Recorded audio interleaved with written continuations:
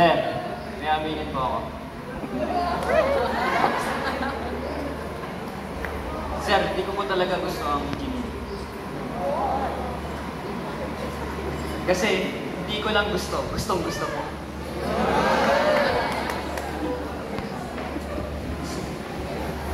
Pero sa totoo niyan, hindi ko talaga first choice ang engineering. Alam ko, marami sa inyo na nakakapanik sa akin na hindi first choice ang engineering, di ba? Pero nagustuhan ko na rin ang maging engineering sa isang rason. Pero makwento ko sa inyo mamaya. Gusto ko munang batiin ang ating advisor. Sir, maraming salamat po sa pag-aalaga sa aming mga CE. And gusto ko rin batiin ang mga kapwa ko nakapasa ngayong gabi. Yan. Palakpakan po natin silang lahat. Gusto ko rin batiin kayong mga estudyante po ngayong gabi. Palakpakan po natin ang mga sarili natin na nakasurvive tayo sa pang-araw-araw nating pag-aaral sa ating course ng CE. Alam ko po mahirap po ito pero kaya natin to. Darating din kayo sa point na to na kayo naman ang tatayo dito. So, nakakaba. Ang aking testimony ay hahatiin ko sa dalawang bahagi. Ang unang bahagi ay gusto ko mag-share ng aking journey sa pag-take ng aking board exam. So, sa pangalawa naman, mag-share ako ng mga tips na sana magamit nyo sa pag-take ng board exam. Ang una, ako ay klase ako ng tao na mahilig maglaro ng basketball. Alam niya ng mga kalaro ko. Shout out. Stan. Ayan, so nung naghihintay kami ng graduation, araw-araw ako naglalaro ng basketball dito sa may Manggisian. So araw-araw ako naglalaro. Sa hindi inaasahan na aksidente ako na nagkaroon ako ng bali dito sa paa ko. Dito. Inatapakan akong paa. Kaya nagkaroon ako ng bali. So nung graduation na, nakasaklay na ako. Siguro, magiging memorable na yun sa akin. Tayo ko na maaalala na yung graduation na yun. Tapos, ayun.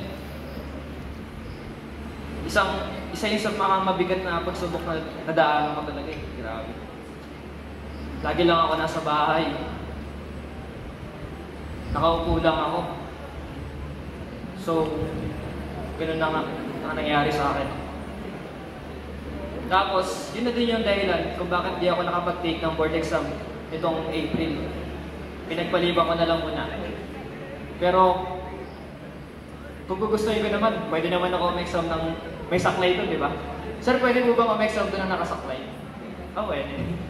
Pero alam ko sa sarili ko na kulang pa yung kaalaman ko kaya pinagpaliban ko na rin talaga. So, nung November na, talagang sinigurado ko na mag-exam na talaga ako. Sabi ko sa sarili ko, kahit anong mangyari, kahit may masama ang pakiramdam ko, kahit kulang yung preparasyon ko, ay mag-exam na talaga ako. Kaya, ayun, binigay ko na talaga lahat ng focus ko, lahat ng time ko, lahat ng oras ko, binigay ko na talaga. Dalawa yung time. So, ayun, binigay ko na talaga. Nag-review lang ako dyan sa bahay lang namin. So, self-review lang din ako. And ang mahirap doon, wala akong kasabay mag-review. Mag-isa lang ako. Yun ang mahirap eh. So, ma-advise ko sa inyo, kung magre-review kayo, sana may kasabay kayo mag-review para hindi nyo maranasan yung naranasan ko. Mahirap kasi talaga. Unang-una, malungkot. Wala kang kausap. Tapos kapag may tanong ka, wala kang makausap. May kapag-usap sa'yo, wala kang matatanungan kapag hindi ka maintindihan sa klase. So, pangatlo, i-advise ko na maganda kapag may kasabay kayo. Kasi masisipagan kayo mag-aaral, di ba? Kapag may kasabay kayo, sipag na sipag, mapapaaral din kayo, di ba? Kaya, yun. So nung nagpo-board exam na ako, ang ma-advise ko naman kapag malapit na ang board exam ay maghanap agad kayo ng matutuluyan. Kasi mabilis maubusan ng mga hotel, gano'n. Kaya kapag malapit na board exam, advice ko sa inyo, bilisan nyo kagad ang paghahanap ng matutuluyan. Ay, inulit ko lang. So, ayun. Nag-board exam na ako. Isa sa pinakamahirap at lagi kong naririnig na problema na nag-board exam ay hindi makatulog. Di ba? Kapag may darating na katulad nito, board exam, di talaga tayo makakatulog, di ba? So yung mama ko, nagdala siya ng sleeping, para may sleep well ang tawag eh. Parang pag ininom mo yun, makakatulog ka talaga. So, tinake ko yun. 8 PM pa lang. Tapos pagdating ng 9 PM, bagsak na talaga ako, tulog na talaga ako. So, para sa akin, gumana yun. So, kung gusto nyo i-try din, i-try nyo kung gusto nyo lang. Yan. So, sa kinabukasan, talagang sarap ng tulog ko. Yung nag-exam na ako, talagang gising na gising yung utak ko, talagang nakafocus talaga ako sa exam, hindi ako inaantok. Kawawa yung mga nakakasabay ko kasi sinasabi nila, hindi daw sila nakatulog. Di ba ang hirap mga exam ng ganun, na hindi nakatulog. So, sa pag-i-review naman ng kapag, di ba kinabukasan na, ang ginawa ko, nag-i-review pa rin ako. Marami nagsasabi na hindi na dapat mag-review. Pero para sa akin, sayang yung oras kaya ginamit ko talaga yung oras eh. Nag-review talaga ako. Pero ang mga nireview ko na lang, ang marirecommend ko na lang i-review nyo, yung mga terminologies na lang. Madadali na lang yun. Tapos mga formulas, review lang. Tingin-tingin lang. Yun, pasadahan nyo na lahat. Pero wag na kayo magsasolve ng mahihirap na isolve yung mahaba, yung madaming equation, tapos sagot-sagot ka, madaming computation. Wag na kasi baka madrain yung utak mo tapos kinabukasan mahirapan ka. Di ba? Tapos, ayun, kikwento ko naman yung technique ko nung nag-e-exam na ako. Tapos, di ba, nandun na kami sa exam. Magdala kayo ng madaming pagkain. Specifically mani. Lagi ko kinakain yun, parang nakakagising kasi ng utak kapag nangunguya ka. So, nung pinigay na yung test paper namin sa MSTE, ang kapal. Ganyan kakapal, oh. Ganyan, nagulat din ako. First time ko makakita ng ganong questionnaire, ganyan kakapal. 21 pages. MSTE Math, ganyan kakapal. Ayun. Ang technique ko doon, binuklat ko lang muna ng binuklat. Ang may payo ko sa inyo, ang unang-una nyo sasagutan, ang targetin nyo talaga, terminologies lang. Yun ang parang buklatin nyo ng buklatin, tapos terminologies agad ang sagutan nyo. Yun na. Nakuha nyo sa akin yun ha. Joke lang. Ayan. Terminologies, ayun. Binuklat ko ng binuklat hanggang masagutan ko lahat ng terminologies. Tapos, tinabi ko lang muna yung test paper, tapos nag-chill muna ako ng saglit. Yun, inom ng tubig, kain, gano'n. Chill-chill lang kapag nag-exam tayo para hindi na dito inagad yung utak, di ba? Yun. Tapos, tingin ulit muna sa test paper. Tapos, nagsagot na ako ngayon ng mga madadaling sagutan lang ng mga computation. Yun. Pasadahan mo lang lahat. Yung mga madadali lang yung kaya mo lang sagutan. So, pasadahan mo lang lahat. Yun, pasada lang, pasada. Tapos, pag natapos mo ulit, pahinga ka ulit katulad ng ginawa mo kanina. Tapos yun, pag nagpahinga ka na, saba ka na ng mahirap. Yun na. Bakbakan na talaga. Hanggang sa matapos na. Yun ang ginawa kong technique sa MST, sa HGE, at saka sa PASAL. Yun. Sa HGE naman, yung hydrogeo, mga madali lang naman, ay para sa, sorry. Natutulas. Pero kapag masterin nyo talaga yung HGE, sabi nga ni Engineer Carmelo, masterin nyo yun kasi yun ang panghugot talaga natin, panghila natin ang score natin. So doon din ako bumawi sa hydrogeo. Yun ang nasasabi kong marami talaga ako nasagutan at saka yung mga na-review ko, doon lumabas yung mga nireview ko. Doon sa MST, yung MST namin sinasabi, yun yung mathematics. Malawak talaga yun, kaya mahirap i-predict kung anong lalabas. Yung mga nireview ko, account lang din lumabas doon. Kaya sayang yung oras. Pero, di naman sayang, di ba? Engineer na ako. Ayun, balik tayo sa PASAD. Sa PASAD, yung sinasabi namin yung PASAD, Structural Analysis and Analysis Design. Yun yung ibig sabihin, Principle of Analysis. Principle of Structural and Analysis Design. Yan, nautal na tayo. So, ito yung mahirap talaga eh. Ang hahaba ng mga, isipin mo, kukumpute mo ng mahabang-mahaba, siguro mga 15 minutes or 20. Yun, dun sa exam, kukumpute ako ng ganong katagal. Pero pag tingin mo sa choices, wala pa rin yung sagot mo, sayang yung oras. Grabe. Pero nung nag-review ako, isang oras, isang tanong, nag-review, mali pa rin yung sagot ko. Ganon para sa akin, kahirap yung yung RRC. Pero sa structural din yun, nakapaloob. So, yun yung technique kong ginawa. Yung technique ko ginawa ko rin sa PASAD. Pero, mahirap siya. Ang ginawa ko, halos doon ay kumain.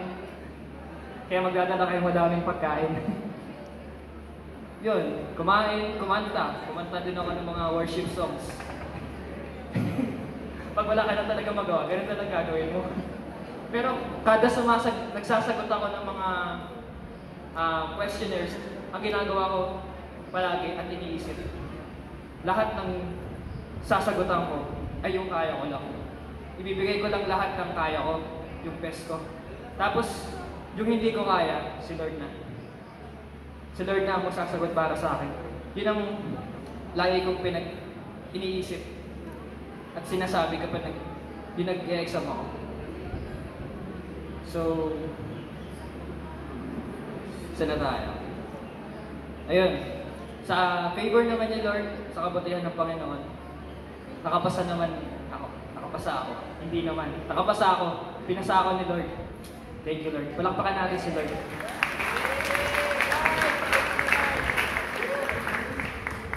Ngayon, dumako naman tayo sa pangalawang bahagi. Tips na para sana magamit niyo sa inyong board exam. Una, ang inyong pag-review sana ay gawin yung enjoyable.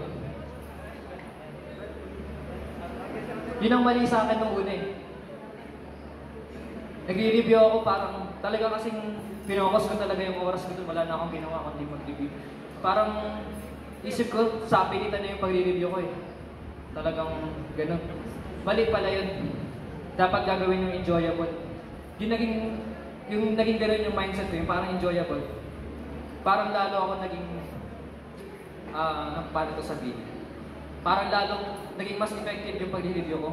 Parang naglalaro lang ako. Tuloy-tuloy yung review ko, parang hindi ako nagsasawang mag-review. Parang ganun. So, ang isang tip ko masasabi at magbibigay sa inyo para maging enjoyable ang inyong pag-review, gawin yung parang laro ang inyong review. Gumawa ako ng parang mga ganito, maliliit lang. Hindi yung malalaking ganito, yung index card, hindi ganun. Ang ginawa ko yung maliliit lang. Alam nyo kung anong nakalagay doon? Sa unahan nun, nakasulat, kunyari, triangle. Sa likod nun, formula. Ginawa ko lahat yun sa lahat ng subject. So, kapag wala akong ginagawa, kukunin ko yun, tapos nagsasagot na ako. Pupugnatin ko, kunyari ito, triangle nakasulat. Tapos susunod ko ito yung formula sa scratch. Yun. Tapos tingnan ko yun kung tama. Ginawa ko lahat yun sa lahat ng subject. So, parang kaya kong gawin yun buong araw. Simula umaga hanggang hapon, parang walang tigil, parang ang saya gawin. Kasi parang naglalaro lang ako eh. Pero para sa akin, enjoyable yun. Pero hindi ko alam sa inyo. Pero sana magamit nyo rin yun sa inyong pag-review. Yun. So, sa pangalawa naman, find your motivation. Ito na yung kasagutan sa tanong nung una kong sinabi. Ito yung dahilan kung bakit nagustuhan ko na ang engineering. Yung mother ko pala, share ko lang. Yung mother ko pala, hindi ko alam. Nag-graduate pala siya ng civil engineering. Hindi ko alam yun. Nagulat na lang ako. Sabi, teacher kasi yung mama ko. Teacher sa Magallanes. Akala mo ang tinake niya ng college ay teach sa education. So, nagulat ako, nalaman ko, civil engineer pala yung mama ko. Nag-graduate. So, parang, kaso yung mama ko, hindi siya nakapasa nung nag-take siya. Isang take lang si mama. So, nung nalaman ko yun, parang bigla akong, parang, para sa mama ko to. Ibibigay ko ang best ko.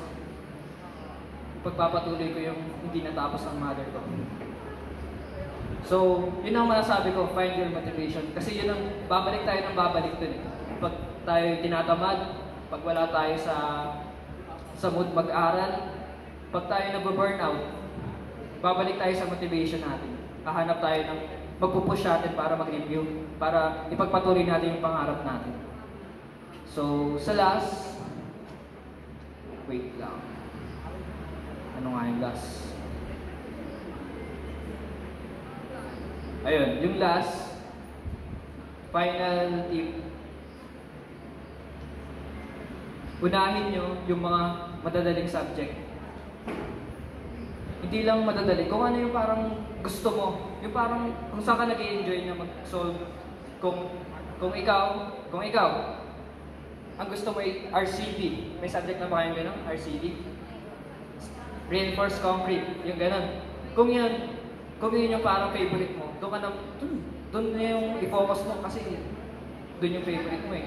Ibigay mo doon yung oras mo, i-master mo siya, tapusin mo siya, tapos ginawa mo yun para mag-build ka ng momentum.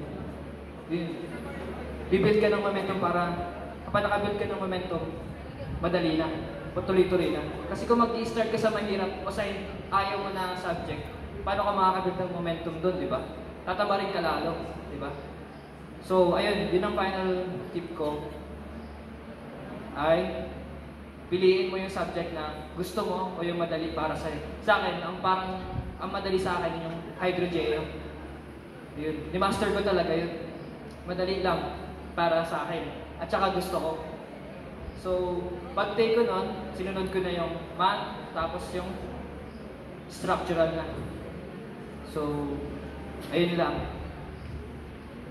Bago ko tapusin ang aking pagsasalita, gusto ko mag-iwan ng kasabihan na do your best and God will do the rest. Thank you.